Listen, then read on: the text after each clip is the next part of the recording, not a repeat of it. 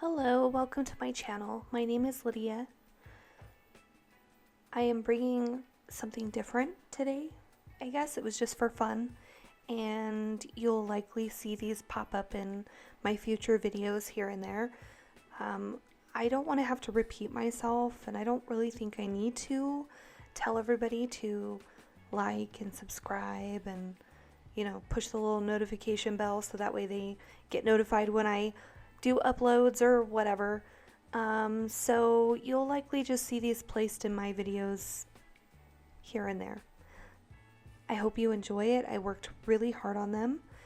I designed them in VCarve Pro. I love VCarve Pro. You can manipulate shapes. They have all kinds of texts preloaded, I guess, with your computer. Whatever text or fonts, fonts you have in your computer, you will have in there. Then you can buy other fonts and add it to your list, and then you can just create whatever you want. Well, maybe not whatever you want, but there's a limit to everything, I'm sure. But I created these, so I did my own rendition of the thumbs up and subscribe and the little bell. So I really hope you like them. I think they turned out great, and I ended up using some epoxy to make them even prettier, and that was pretty exciting. This toolpath right here, it is the longest toolpath. Whenever I use the 1/16 Endmill, it's so small, it tends to take longer, so I had to clip quite a large portion of the 1/16 inch Endmill out because no matter what I did, it was just too long, and I thought you guys would get bored. So I'm really trying not to bore anybody or make you want to click through. I want you to watch the process and see it take shape, and then eventually see the finished product.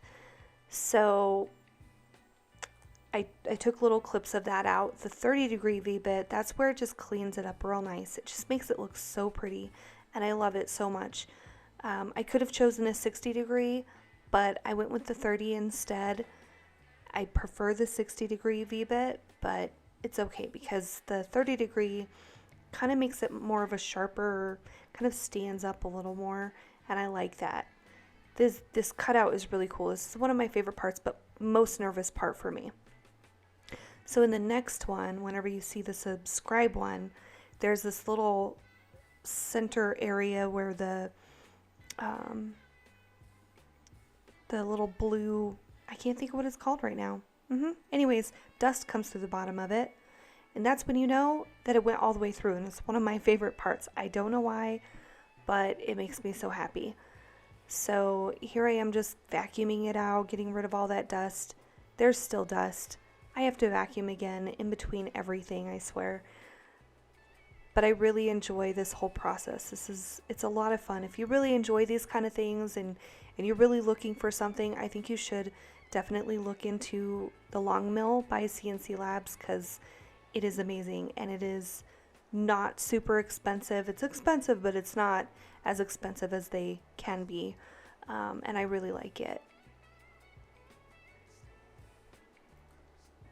Here I am just sanding, cleaning them up, getting rid of the sharp corners and all the fuzzies, because there are still fuzzies no matter what I do. And now we're into the epoxy. I don't know why I'm cleaning up little white areas. You'll see here in a minute. But I go and I'm like, oops, got it on the side, and I clean it up, but there was no reason for that. Because I kind of changed my mind of what I wanted part of the way through. That blue right there is so beautiful. That dark blue. I wish I would have just left it that color. I wish I would have just done the whole thing that color. It was so pretty, but that's okay. I really like the way they turned out. I like the little marble look that the end product turned into, but this is what I'm talking about. Like, why did I even fill in with those little areas with the white? Because they end up being mixed, but it's okay. It looks pretty cool. I think if I were to redo it, I would definitely do it different, but that's okay. I still like it. It is what it is. And you'll see that I do a clear coat with, what is it called? Polycrylic. And I should have just done an epoxy clear coat, but it was going to take even longer, and I wanted to be able to get this video up, so I decided just to do the clear coat with polycrylic, however you say that. And so yeah, it didn't end up quite as shiny as I wanted it to, but I still really love them. They're gonna get dusty. They're gonna be in my garage where I am sanding and creating all this dust, and it is what it is. So I'm gonna have to clean them up, and they're just never gonna be as shiny as I want them anyways. So I really sped this up, and I got rid of a lot of the sanding process, so you didn't have to, or hand sanding process, so you didn't have to watch it all because there was a lot. So it was a lot of work to even get these things as clear as I did. I don't know how the people do those tables, because I know that they get them like crystal clear, and I think they're beautiful, but man, that's a lot of sanding.